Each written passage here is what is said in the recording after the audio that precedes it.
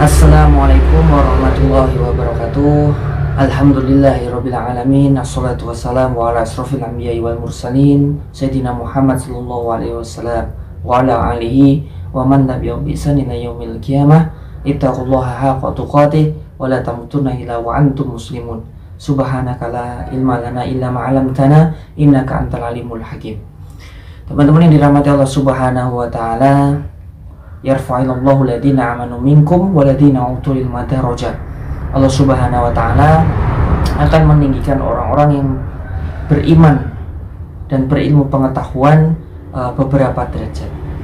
Hadis ini, ayat ini menjadi penting bagi kita semuanya, bahwasannya ternyata orang yang berilmu tentu berbeda dengan orang yang tidak berilmu. Ada suatu kisah seorang yang tidur dengan orang yang sedang sholat, dan dikatakan bahwasannya orang yang tidur itu ternyata lebih mulia daripada orang yang sholat. Kok bisa? Dikisahkan ketika itu Nabi sedang masuk ke sebuah pintu masjid dan melihat iblis.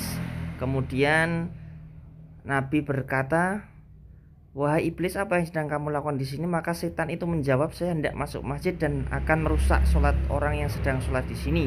Tetapi saya takut pada seorang lelaki yang tengah tidur itu." Nabi berkata, "Wahai iblis, kenapa kamu bukannya takut kepada orang yang sholat, padahal dia dalam keadaan ibadah dan bermunajat kepada Tuhannya, dan justru takut pada orang yang sedang tidur padahal ia dalam posisi tidak sadar?" Iblis pun menjawab, "Orang yang sedang sholat ini bodoh. Mengganggu sholatnya begitu mudah, akan tetapi orang yang sedang tidur ini adalah seorang alim atau orang yang pandai." Orang sholat kok kalah sama yang tidur? Ternyata yang tidur itu adalah ulama, yang tidur itu adalah ahli ilmu, sedangkan orang yang sholat tadi orang yang tidak berilmu. Maka jelas istirahatnya saja orang yang berilmu saja menjadi sebuah pahala. Jadi istirahatnya orang yang berilmu itu bahkan menjadi pahala. Jadi kalau di bulan Ramadan itu saya pernah dengar kajiannya Ustadz, ya, seorang Ustadz itu, ya, kalau tidak salah Ustadz Adi Dayat, ya, itu mengatakan orang yang tidur yang bagaimana yang dapat pahala. Enggak semua yang tidur kemudian puasa tidur dapat pahala seperti itu maksudnya. Maksudnya adalah yang tidurnya itu berilmu. Jadi betul-betul ketika tidur itu capek. Orang ulama tadi capek sampai baca Quran kemudian ditidurkan oleh Allah. Jadi capeknya itu bukan niat dia untuk tidur, tetapi Allah menidurkannya. Kok bisa Allah menidurkannya? Jadi ketika dia mungkin beraktivitas, ya, berdakwah, kemudian melaksanakan kegiatannya kesehariannya. Nah, ketika itu mungkin dia malam itu tahajud atau melaksanakan sholat malam atau membaca Al-Quran tadarus, dan ketika baca tadarus itu diistirahatkan apa? Tidur, ya kan? Dengan tidur. Maka tidurnya ulama ini pun berpahala karena betul-betul efektif sekali. Nah, beda sama tidur kita, ya, yang bentar-bentar tidur, ya. Benar-benar tidur, ya. Nah, jadi teman-teman yang dirahmati Allah Subhanahu wa taala, pentingnya ilmu ini adalah bagaimana Allah meninggikan derajat orang-orang yang berilmu ini daripada orang-orang yang tidak berilmu. Maksudnya derajat ini enggak sepele, teman-teman. Derajat ini kalau ada orang yang pergi menuju ke masjid, yang pernah kita sampaikan, ya.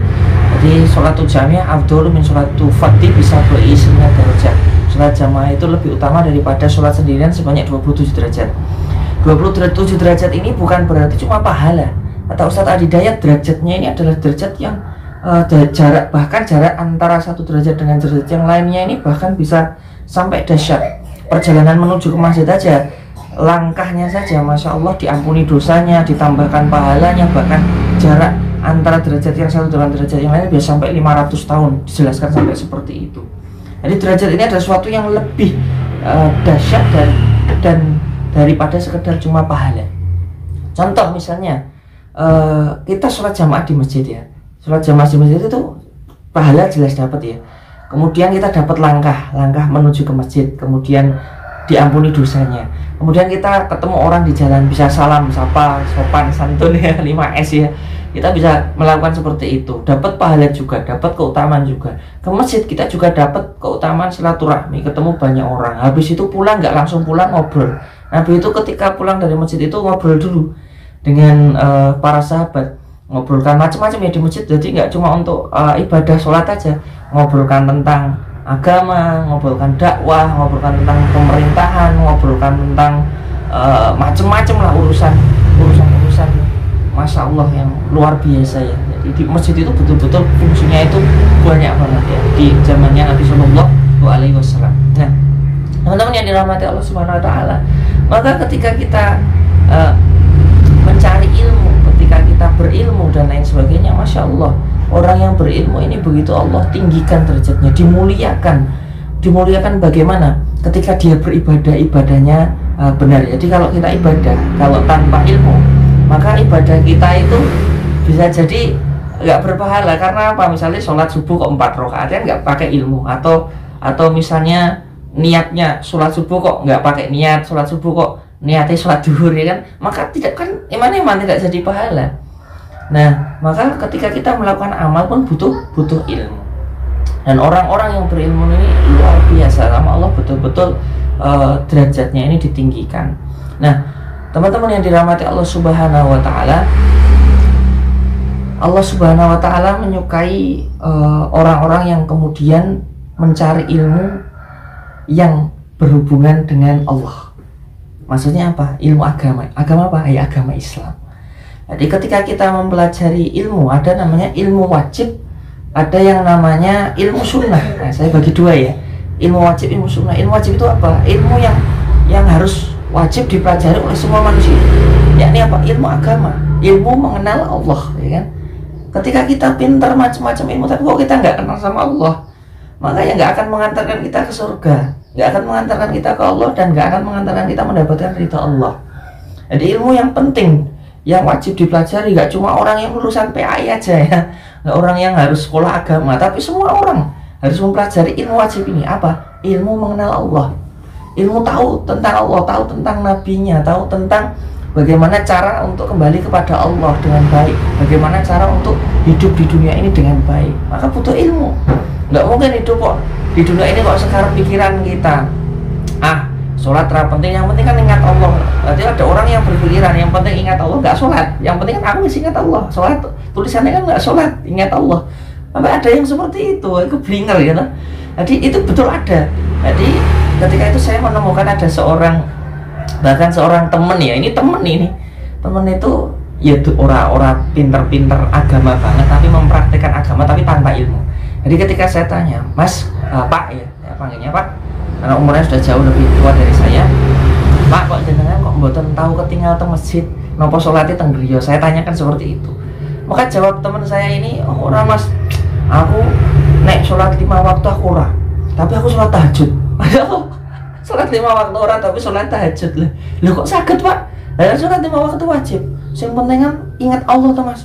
Lagi aku ki sholati sing paling angel ki malah tahajud Mas. Nek sholat 5 waktu kan enak-enak gampang lah kasarane, bahasa dia seperti itu. Nek sholat tahajud kan bengi, tangi kudu tidur sedikit, bangun malam capek ya kan. Bagi dia sholat sing paling angel tahajud, maka dia tahajud terus, tapi orang sholat 5 waktu.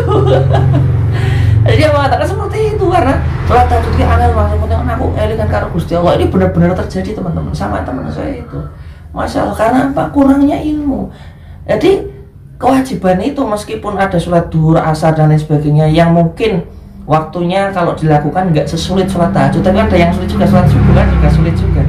Maka tapi kalau ini yang namanya kewajiban harus dilaksanakan, maka ketika dilaksanakan pahalanya juga besar, ketika ditinggalkan dosanya juga besar. Malah kita melaksanakan yang sunnah ya, sunnah muakkadah ya tahajud ya, tapi kok malah meninggalkan yang wajib ya kan? Itu kayak kita yang wajib itu ya, kita beli mobil tapi nggak beli makan. kita beli mobil, jadi beli mobil tapi maka orang yang imam mana itu apa ngampun aja.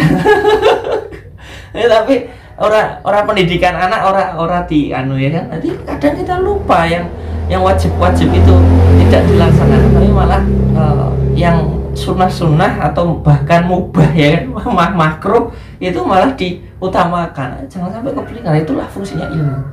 Jadi kalau kita tidak berilmu, nanti kita kalau beramal bisa salah. Jadi efek daripada tidak berilmu, amalnya bisa salah.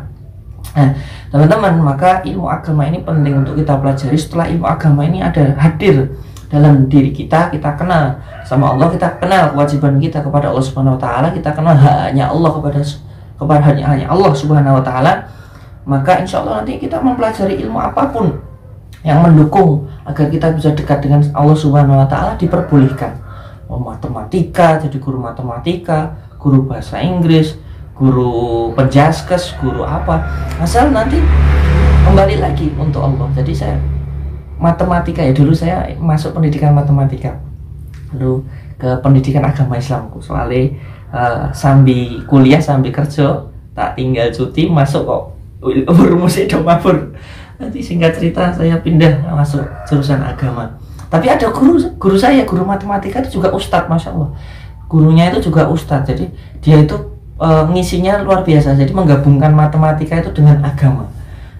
Koyo ngopo ya nanti namanya Pak Arif Jamali, Muis ya, Arif Jamali. Kalau dulu guru muka, sekarang nggak tahu guru di mana, jadi kepala sekolah di mana saya lupa.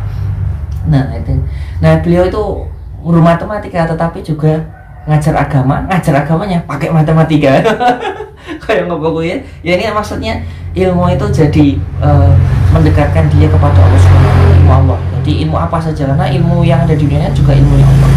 Yang penting jangan ilmu yang bim salah bim Alibaba kecetet. Jadi itu juga ilmunya Allah, tapi ilmu yang tidak diperbolehkan untuk dipelajari. Jadi semuanya dari Allah, semuanya milik Allah. Kembalikan cara-caranya sesuai ketentuan Allah, dan insya Allah semoga ilmu kita meninggikan derajat kita. Semoga bermanfaat. Aku qouli hada wastaghfiruhu innahu huwal ghafurur rahim. Wabillahi taufiq wal hidayah. Assalamualaikum warahmatullahi wabarakatuh.